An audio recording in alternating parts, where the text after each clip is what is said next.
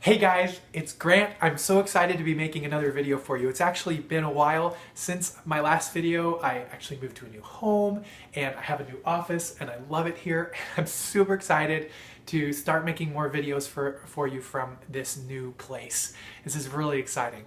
All right, in this video, we're going to talk about the two most important snare drums in all of beatboxing.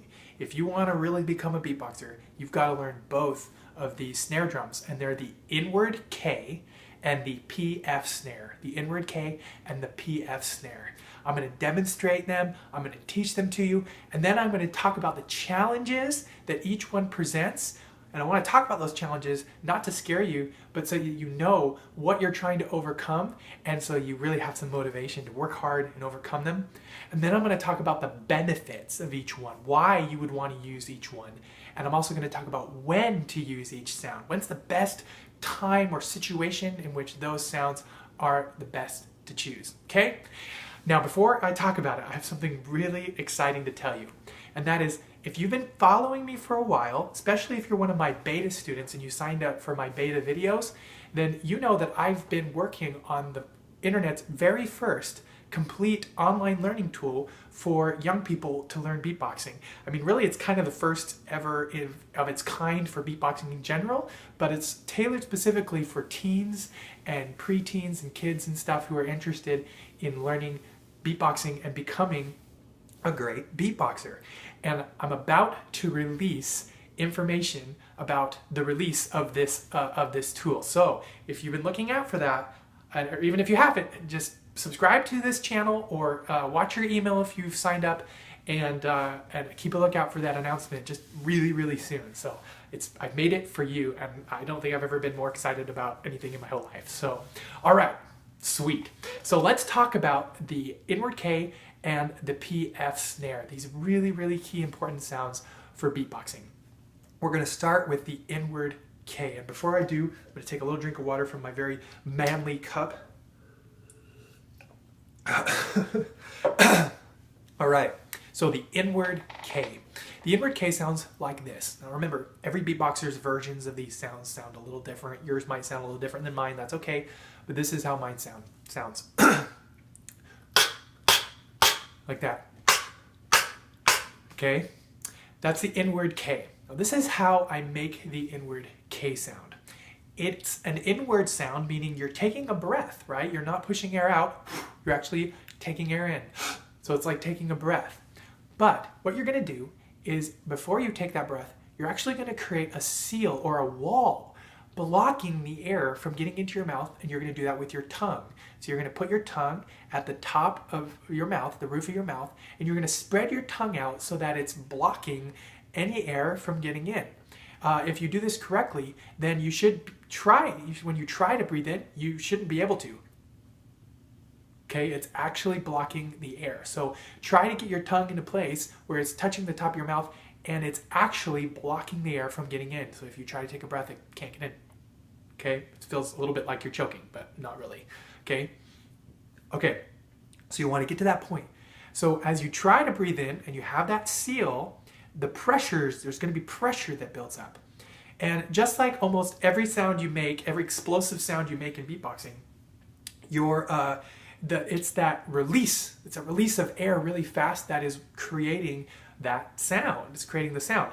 So that's what's happening here. You create that seal, you build up the pressure by starting to breathe in, and then what you're going to do is you're going to release your tongue. You're going to let air through on the sides of your tongue, leaving your tongue touching the top of your mouth, okay? So,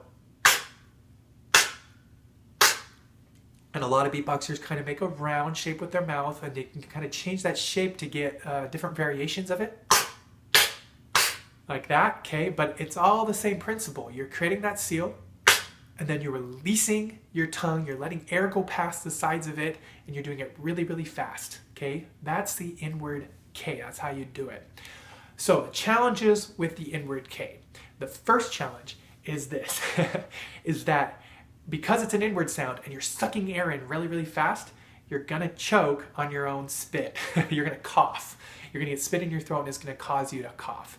Now, this doesn't mean you can't do it, because I promise you, every single beatboxer who ever learned this sound choked and coughed when they first started doing it. It's just the way it is. And how do you overcome that? How do you overcome that? Well, you just keep doing it, okay? Your body adapts, and that's really the principle with all of beatboxing.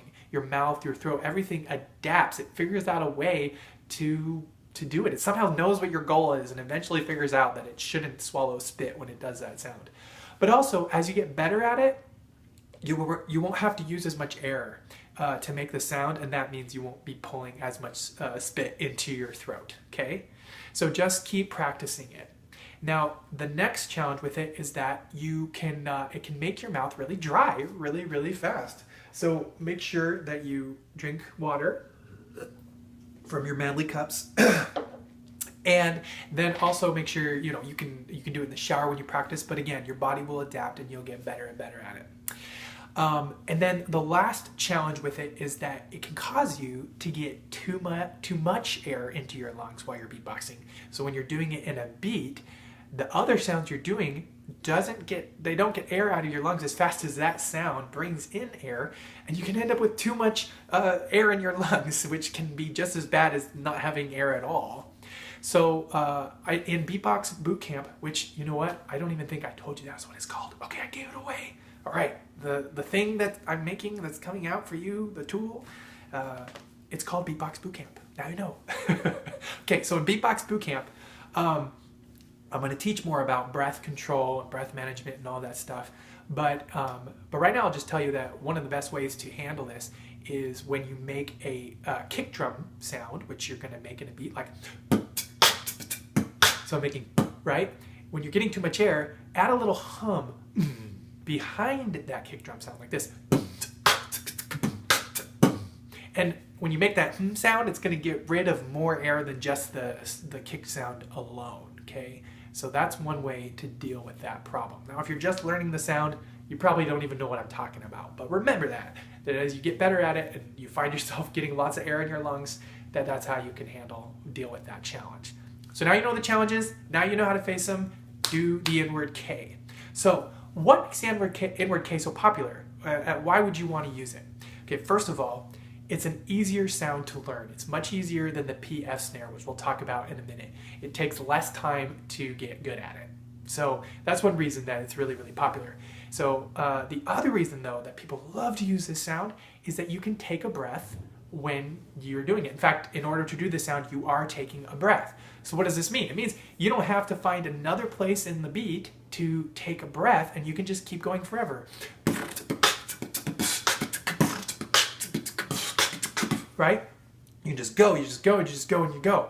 This makes it a really, really popular sound for solo beatboxers because you have so much freedom to do other sounds really, really fast, and you don't have to worry about taking a breath. And another reason it's popular is because it sounds great. It sounds fantastic. It's strong, it's sharp, it's loud, it's everything that a really good beatbox sound should be. Inward K is awesome.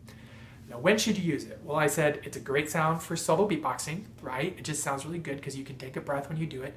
But if you're doing it in a song, like you're in an a cappella group, it's usually a really good sound to use when you're doing a pop song.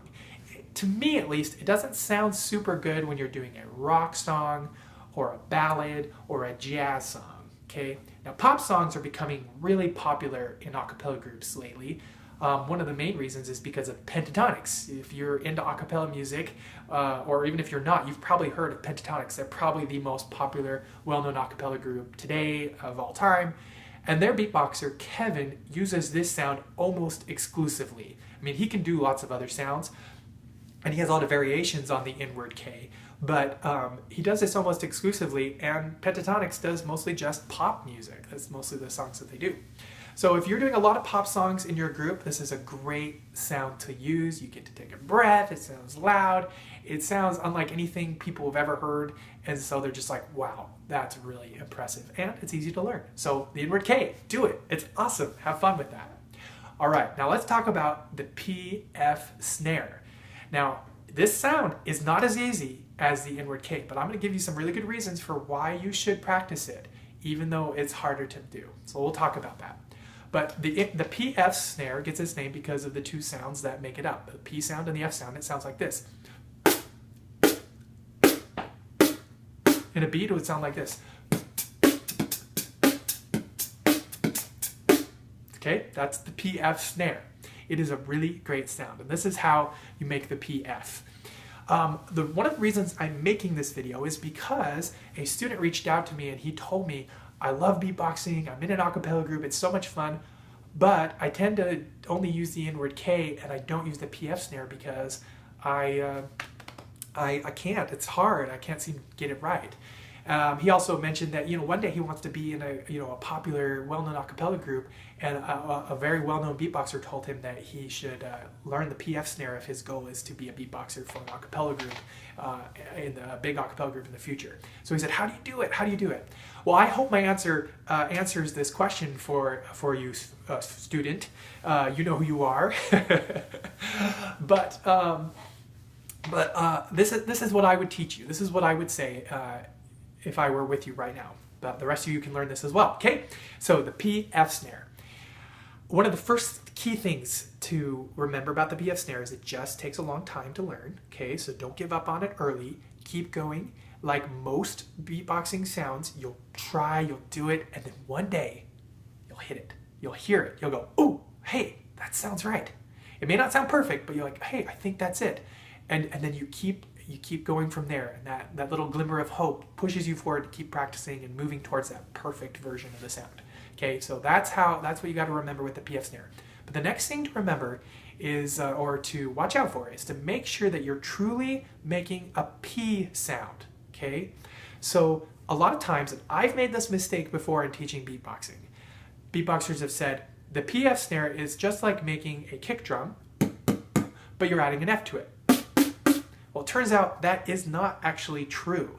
The explosive sounds are different. Your lips are doing something different with each of those sounds. The kick drum is more of a B sound, and which means your lips are not going as far in your mouth as the P sound. So with the B sound, you're kind of just closing your lips where they're at. And you're pushing air out very focused and isolated, but it's the B sound. The PF snare is the P sound, which means that you fold your lips in to your mouth like this, kind of like an old man look, right? Like that. You bring I'm sorry, old men, if you're watching this, but you get what I mean. Fold your lips in like that. So think about it. Say the word peanut or whatever. Your lips actually go into your mouth and then they pop out to make the P sound. Peanut, peanut. So make sure you're doing that when you make the PF snare, that you're getting those lips folded in, and then you're letting it out. And you will remember, with every beatbox sound, explosive sound, you're really focusing the air in a very small space in the front. Okay, so make sure you're folding your lips in like that. Okay. Then, with the PF snare, you want to move directly into the F sound. And the F sound is really, really easy. There's not much to learn there. It's just pushing air through your top teeth. But you really want to make sure that you're exposing or really showing your teeth like this. So watch. See that? This top lip is moving up, and I'm exposing these top teeth and letting air move through it, okay? It might feel a little bit funny, all right? But it's how you make that sound. It's how you make that sound. Now, when I first learned to beatbox, I learned three sounds.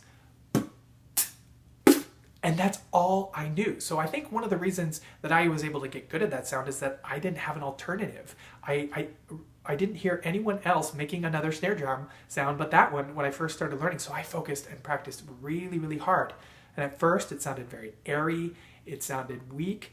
But like I said, one day, oh, ooh, that sounds right, you know? And then I kept trying and I got better and better. Now, I've been doing that sound for almost 20 years now. So now I have a lot of control over it. I can make a deep version, and I can make a very high-pitched version. And I can move between them. I can also make it more explosive, or like that, or I can make it tighter and smaller. I can actually make it really quiet. That takes practice. But you get the idea. It's practice, practice, practice, practice, practice, practice, practice, right? Just lots of practice. But remember, get those lips in and then go right into the F and just keep working on it and try to make it tight. I know you can do it. Just keep practicing. Okay, so that's how you make the PF snare. So what are the challenges with the PF snare? Well, number one, it actually takes a lot of air. It's like the opposite problem from the inward K. The inward K takes in a lot of air, and so you have to deal with that. With the PF snare, you have to deal with getting a lot of air out. It takes a lot of air. So you're going to want to find a place in your beat to take a breath. So for example, right there, I was taking a breath. Kind of sounds like an open hi-hat. That's one way you might take a breath when you're doing the PF snare. There's lots of other places to take a breath. And in Beatbox Bootcamp, we're going to talk more about breath management. Actually, we'll talk a lot about breath management, so be excited about that. But that is one thing. Actually, I think that's the second time I said that, right? Did I mention breath management about the inward K? Probably did. Anyway, you get it. Okay. So, oh yeah, and then the other problem is it takes a long time to master, like I said, so just keep working on it, and it's worth it. So why should you work on it? Why should you learn this sound?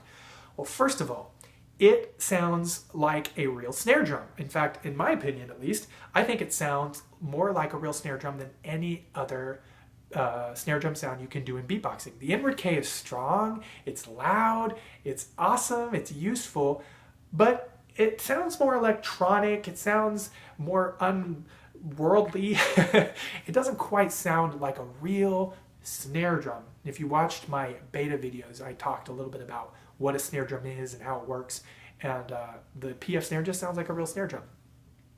It's powerful, it's just a powerful sound, and you can, when you get good at it, you can use it in really fast beats, like just sounds really, really cool. And another reason you should use it is because it's the perfect sound to use when you're doing a rock song or a jazz song. Like I said, the inward K sound doesn't sound so good with those styles of music. If you're doing a rock song, okay, it's hard to beat. I mean, it just sounds so powerful. It sounds like a good rock beat. Okay, so you're gonna want to learn that song, that sound, if you want to be in an a cappella group and you want to do rock and jazz songs and just generally be a versatile beatboxer. Okay, now you can use it in a solo as well, and it sounds great. I mean, I used it in most of all my solos as when I was a beatboxer with Vocal Point. It's just an awesome sound. It sounds so good on a microphone too. All right, so that's the inward K versus the PF snare. I want you to leave a comment for me in the comments. If you've never done these sounds before, but you're excited to learn them, leave a comment and tell me which sound you're going to try first and why. I'm very curious to know why you would want to pick one of these sounds to learn first. If you have done these sounds before, tell me which one you like doing and tell me why, and then tell me which one you're working on right now. If you have any questions at all about these sounds or anything else related to beatboxing, leave a comment and let me know, and I will answer. I'm excited to hear from you. All right, keep a lookout for me in your email or on this channel. Subscribe if you haven't subscribed yet. Subscribe right now. I'm waiting. Okay, good. And keep a lookout for more information on Beatbox Bootcamp. And have fun learning the inward K and the PF snare. And we'll see you in the next video.